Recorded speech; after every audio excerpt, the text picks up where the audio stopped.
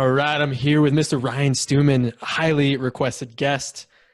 Ryan, I appreciate your time and appreciate you being here. I'm excited for you to drop some knowledge bombs. We were talking beforehand. We're not going to get too much into the background of your story. People can Google that. They've probably heard of you. They probably know all the hell that you've been through to get to where you are now. So we're going to deliver some actionable steps for you guys to take to hit six figures in your business. So let's welcome Ryan. How are you, sir?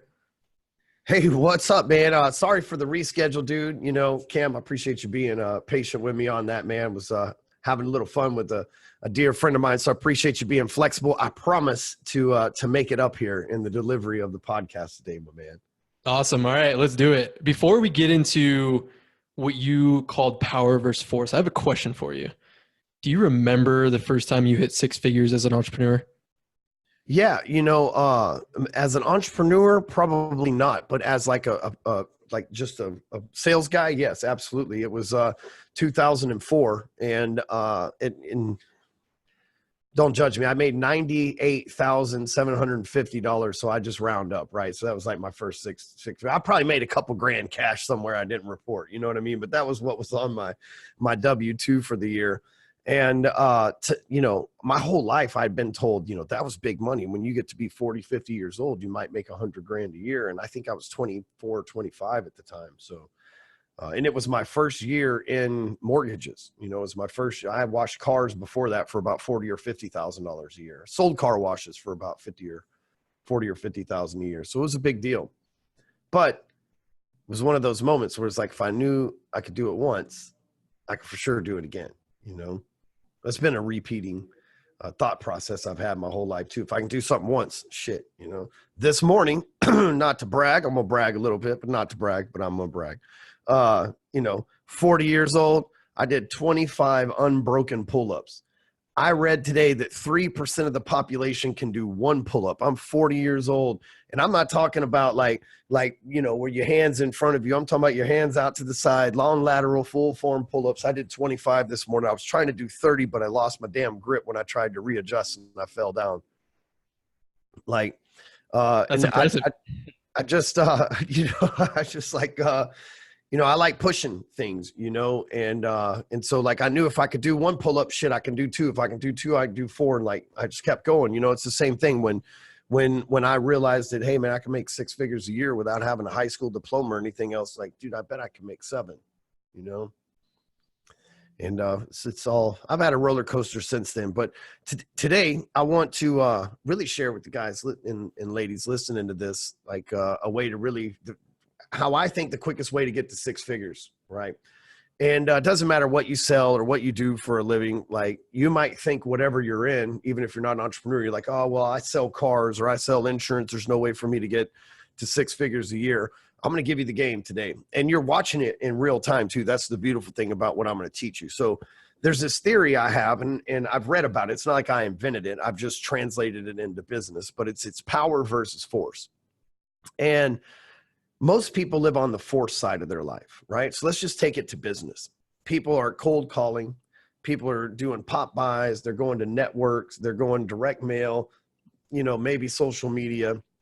But for the most part, salespeople and business owners, man, they're doing old school tactics, right? Because it's cheap to knock on people's doors, right? It's cheap to cold call people. It's free to knock on people's doors. It just costs you your time. It's free to cold call people. It just costs you your time, you know?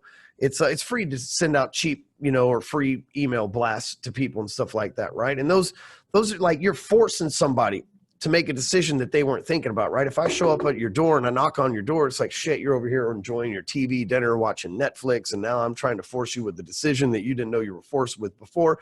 It's just like forcing things to happen, right? And the thing about force, though, is it gives instant gratification, right? If I force this microphone to move, it moves instantly, right? If I'm going to power this thing to move, I got to figure out how to hook electricity up to it and how I'm going to have a remote control or how I'm going to do the shit with my mind or whatever. It's going to take time. So people get on the force side of life, right? They force relationships to happen. Business partners like, oh, you like me, I like you, we should be business partners. And they force shit to happen. And then it ends in a horrible separation, right? People force relationships with their spouses, right? It's like, oh, you like me, we have sex, we should get married, right? And they force these things. Same thing goes in business. But when you get on the power side of life, that's when things get good. But the problem is most people don't have the patience to get on the power side of life. See, force is something that you get immediate gratification, instant gratification.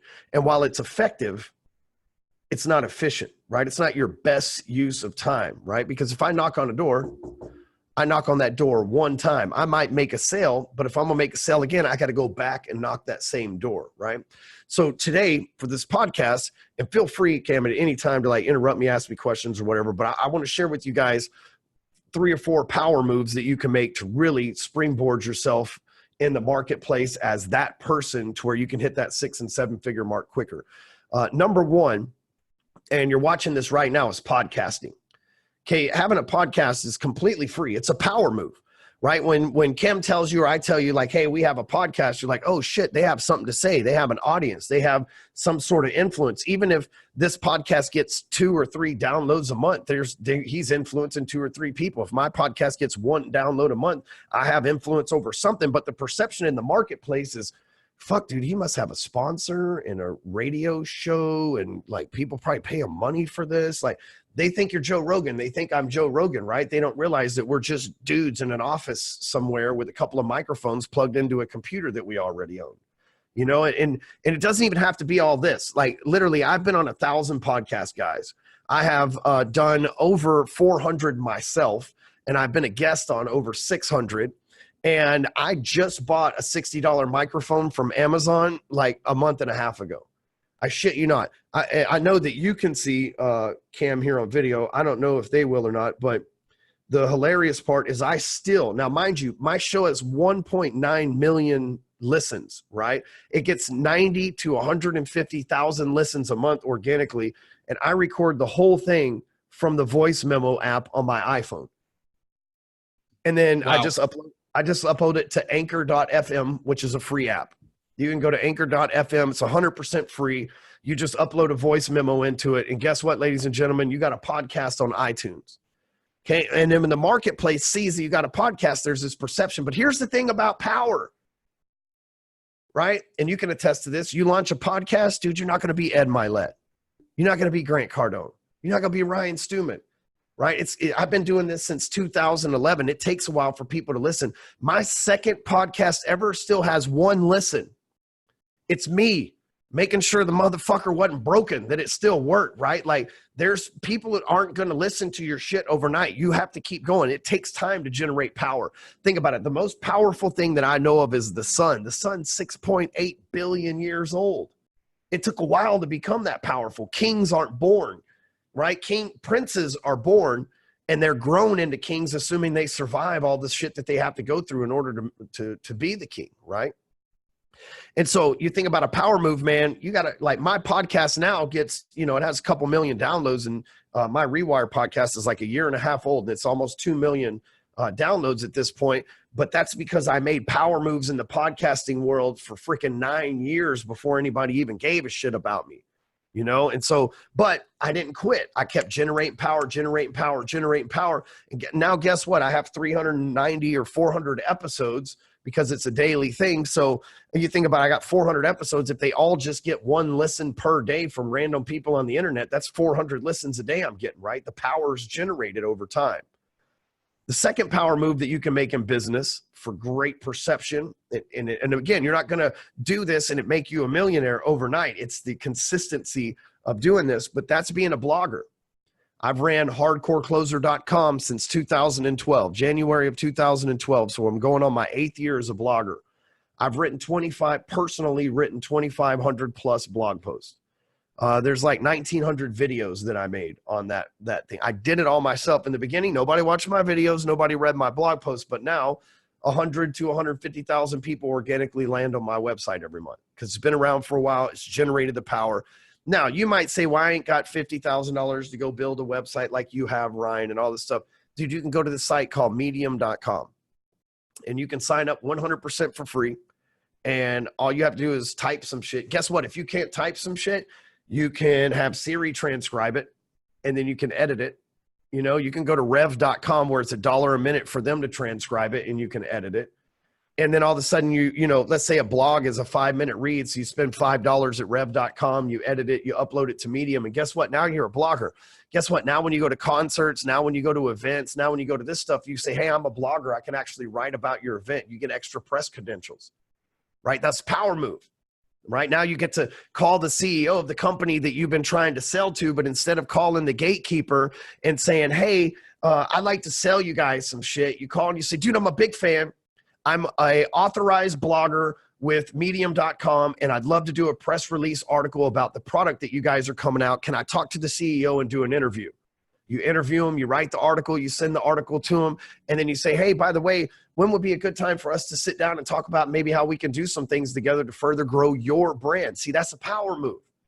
But look, I had to go and write the article, make the appointment, and do all this other stuff first before I could earn the right to get that business. But guess what? Now all of a sudden I'm making power moves. I'm not knocking on the doors of CEOs. I'm not trying to bust past the gatekeeper. I'm calling up as a guy that's going to get them published in a major publication, you know? Another power move is getting free PR about yourself. I use a site that's called Haro is what I call it for short, but it's helpareporter.net, I think. They may have bought the help a reporter. I think it's .net. They may have bought the .com recently. Let's see here. Yeah, so they got it. So it's helpareporter.com. You go there and it asks you, are you a journalist or are you a source? You sign up as a source. It'll ask you what your areas of expertise are, and it'll send you an email every day of people that are writing blog posts and writing articles in major publications that need a quote. For 6 years, I spent an hour a day replying to these emails. Guess what? I have 72,000 publications out there in Forbes, thestreet.com, you name it, I'm in it. Even before I was who I am today, I was able to get in those because I just like provided what they, I mean, think about this. When they're sending you a question, you want to answer, you want to give them the answer that they want, right? Like, so that they actually publish you. So you take their side of the argument, you give a good quote that backs it up. They're going to put you in the article and they mention you. You can go to googlealerts.com and you can set up a Google alert that every time your name is mentioned, you get an email and you can see when you're published in these publications. It's awesome. You know, another power move is building a list, right? And you got to build a list of emails, text message. You got to build a list of emails, numbers, and addresses. Addresses so you can send them direct mail, emails so you can email them, and text message so you can text blast them and call them, right? We always ask on our squeeze pages and our websites, we always ask for name, email address, and mobile phone number so that we know that we have their text message, right? And the easiest way to do that is with a product that I actually own the company. It's called Phone Sites. You can go to phonesites.com/closer. And that's my personal link. You can get a 14-day free trial. You can build a website that captures information like a sales funnel in like 5 minutes from your mobile device. Like no training, no videos to watch. It's like the iPhone of website software. And so think about it. You start a podcast and then you say, hey, this podcast brought to you by whatever your company is. And then you send them to that website that you made to sign up to get notifications about the podcast. Now all of a sudden you got double power moves. Your podcast is building a list. Right? Every time that you're mentioned in Haro, you make sure that they talk about your website so that they go back to your website, right? It's like Ryan Stewman, owner of phonesites.com. I don't call it Phone Sites. I say Ryan Stewman, owner of phonesites.com says that, right? That's how I reply to things so that they've got to put my URL in there so people find out what we're all about. When you do your podcast, you say sponsored by, send people there. When you get PR, when you write your articles for Medium, you can talk about your product and how it changed people's lives and leave your link in there. These are things that are all power moves that link together that allow you to build a list. Because here's the thing, data is the most valuable resource on the planet, right? Like if I have your email address and you just bought a Dallas Cowboy hat from me, I can then email you and sell you a jersey. I can even sell you the hat at a discount for like $5 and take a $10 loss in order to sell you a jersey and make $40 on the back end, right? And then I can hit you back again and I can sell you a football with an autograph on it or a pair of socks. Or a chair and a rope, you know what I'm saying? Like to hang yourself because you're a Cowboy fan. But, you know, like I always say that, right? We actually did pretty good opening season, but usually we're getting our asses handed to us around here. So it felt good to win against New York Sunday. But these power moves all tie together. So if you're trying to make 6 figures what you're usually doing is you don't have a whole lot of money to spend on advertising. You don't have a whole lot of money to spend on PR. Everything that I just told you is free. Even phone sites is free for 14 days. If you know, in 14 days, you're going to see the benefit from getting leads from it. You're going to want to stay on. It's only 99 bucks a month after that anyway. But think about it. Even if you just signed up for the 99 bucks a month, I just told you how to get PR where you can get in Forbes and shit like that. I told you how to start a podcast for free where you're on iTunes, one of the biggest media platforms on the planet. I told you how you can become a blogger and get press credentials to get into seminars and write articles about influencers and forge relationships that way. But you're going to have to collect all their data in the process, which is where phone sites really ties into. So yeah, I mean, you're making power moves right now, Cam. I mean, obviously you got a podcast and stuff, right? So you get that principle.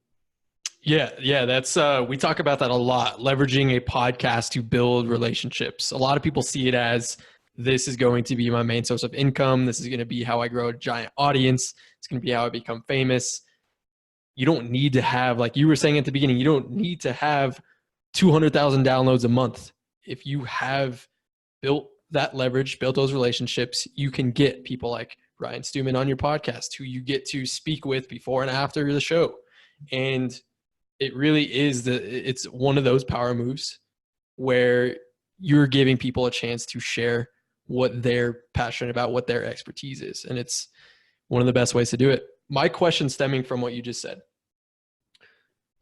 Actually, there's two questions from that. The first one is, so once you've used these power moves to infiltrate relationships in people's audiences, how are you then using that to generate business from these people? That's a good question. So I'll just be honest with you. You know, I do podcasts like this often, and what conversation you and I we'll just have it on the air. We'll just be transparent. You know, is I always ask people if they want phone sites to sponsor their podcasts, and I have a sponsorship package that we put together for podcasters. So your audience gets to listen to me here, and you and I can maybe partner up and let phone sites sponsor your podcast, right? It makes you official. You have a sponsor, somebody that's a big brand that's behind your podcast. You have the listeners that we look for at our company, and you can get monthly money from it, right? So it's like a win-win situation. So to me, you know, when people would go on my podcast in the past, so now my podcasts are all me. I don't have interviews and stuff, but I started off interviewing people, and it gave me an opportunity to talk. I only let people come on the show that I wanted to have as clients, that I wanted to work with, right? So it gave me an opportunity to give them some value first and ask for the business.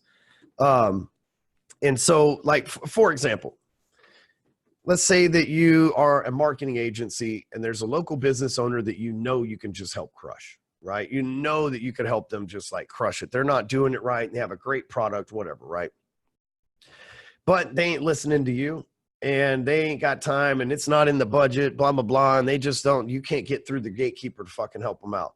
But you can call them up and say, you know, hey, I just saw on the news, or I read where a couple months ago you guys had XYZ incident, and I thought I would, you know, or XYZ product about to come out. I thought I'd bring you on my podcast and let my audience, which consists of thousands of people that are, you know, potential customers for your product, and you be able to talk to them.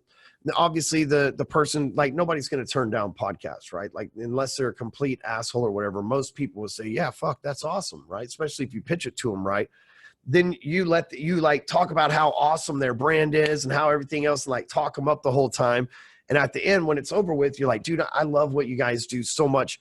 I know I can help you guys sell more of it. Is there a time, you know, that now that we've gotten to know each other a little bit better, you know, I'm not all weird and shit, that you and I can maybe get on the phone and talk about how I, you know, can help increase the ROI of XYZ or whatever, right? So it just allows you to like give first, while everybody else is like, hey, give me some business.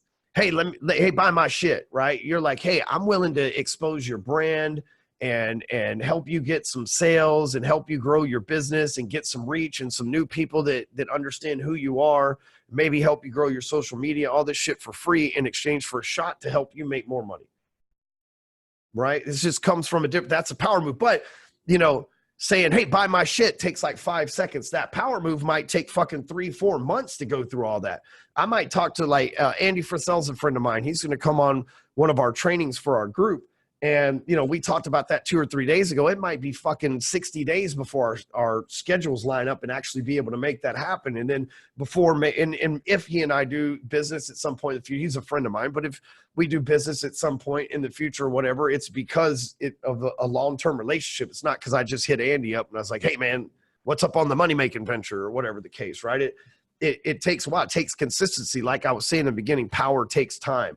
But every time that you're contacting people, you shouldn't just have like any idiot on your podcast, right? You should have people that you want to do business with, or that you want in your network, or that you want to create and forge relationships with, right? Like be selective of who you put on there. Don't just be like, oh, you can talk, you should come on my podcast, right? Make it to where this is your way around the gatekeeper. While the next guy keeps bumping his fucking head into the gatekeeper and getting his cold calls rejected, you just slide the fuck in there. And they love the shit out of you because you're helping them build their business. Yep. Oh, it's brilliant. I love that, especially for local agencies trying to get local business. Love that. Second question. You keep talking about the longevity of these strategies, how your blog, your podcast, everything you've built has taken you 10 years. What are you working on now that you foresee taking that amount of time, but you know is going to be valuable in your business? Well, so my goal is to sell one of my companies for $115 million within the next 5 years. I'm gonna do it. You know what I mean? Like you heard it. Like this ain't the first time I said it, but like it's gonna happen. And I own that company. No debt, no venture capitalists, no fucking nothing. It's mine. I built that shit from the skin of my teeth, from the bottom up, and we're growing faster than I ever imagined. And I'm going to sell it for an ass ton of money, and it's going to be in the 9 figures. And from there, I'm going to help all the fucking entrepreneurs that I believe in get the help that I couldn't get, right? I had to build this shit without banks and stuff, but then I get to turn around with that kind of money and play the bank. And I get to play a little bit of different game than maybe the typical VCs do, where they, they're vultures, and that's cool. I'm not knocking it. That's just what they do. They come in when you need money, they get you to do ridiculous shit. And sometimes it even hurts the companies. Right. But I understand a pattern that a lot of people don't understand when it comes to finance and how all that shit's evaluated and everything else. So dude, I just want to make enough money to where I can dow other people that have great ideas and shit. I mean, there's a bunch of people running around that are executors, that are, like I got a friend that does like food sales, right? And he has a very specific type of food. Great dude, great product, fucking always out of money, which means he can't fucking hit big supplies. He can't sell to Walmart because he can't afford the fucking money to manufacture it. Walmart wants to buy it, but they're saying, okay, we'll buy it. And he's like, where the fuck do I get $10 million to manufacture enough to fill up the fucking Walmarts they're trying to, you know what I mean? Like, I want to be able to fucking help things out like that and be that conduit for people who need it. Whereas the traditional banks and shit, they don't look at it from a business standpoint. So I want to be my own version of a shark, Love it, man. Like I love it. More like a dolphin. Before we wrap up here, I want to ask you a few questions to get to know you a little bit better. First one is what is one non-negotiable habit you implement every single day? So working out, I exercise every day. I have for 21, almost 22 years now. So that's how you explain those 25 strict pull-ups, man. That's it, man. I'm a big believer that it doesn't make any sense to make money if you're just going to have to give it all the way to hospitals and shit. I'm 40. I don't take any pills. I still wake up without an alarm about 5 o'clock every morning. I hit the gym every day, live a healthy lifestyle. Still like to party and drink and all that shit, man. But at the same time, I just take care of myself, Boom. What is one book you wish everyone in the world would read? Can't Hurt Me by David Goggins, because everybody needs to harden the fuck up.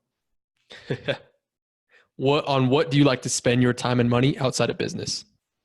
I like cars. And so I collect 2 things, cars and watches. I have quite a Rolex collection. That's like my brand. I don't know why I just stuck to, I really like Rolexes. And I like cars. So I have a Lamborghini, a McLaren 720S, and a Rolls-Royce Wraith. So like, love it, man. But by the way, you guys, I was 39 years old before I bought my first Rolex. I'm only 40 now.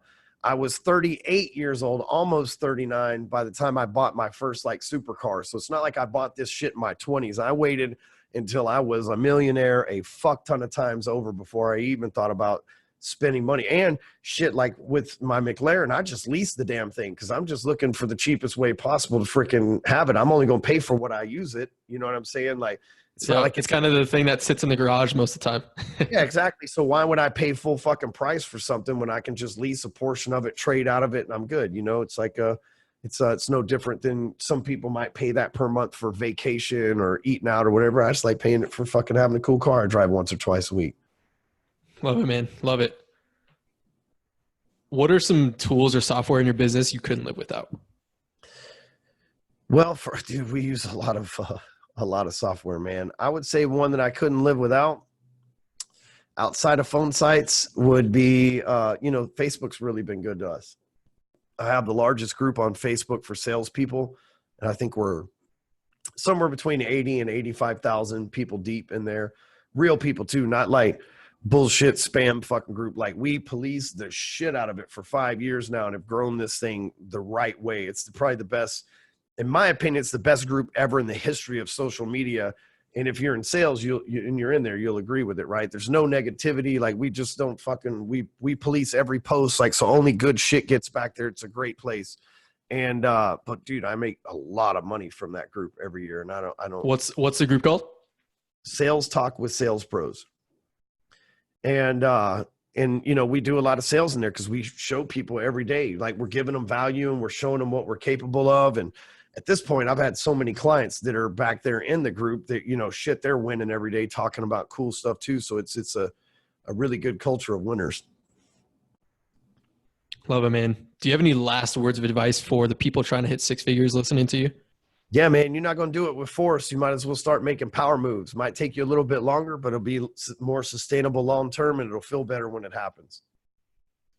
Boom. Ryan, I appreciate your wisdom and your time. If there's any place you want people listening to this to go to learn more about you, share it with us. Yeah, just you can go to hardcorecloser.com and dude, that's my blog. Everything is there. That blog's been around for a long time. And you can follow me on Instagram at hardcorecloser. And so those are really the best two places to connect. Boom. Awesome, guys. I'll put all that stuff in the show notes. You'll be able to connect with Ryan and learn from his blog, his podcast, and everything he's built. Again, Ryan, I appreciate you being on the show. Yeah, thanks for having me, man.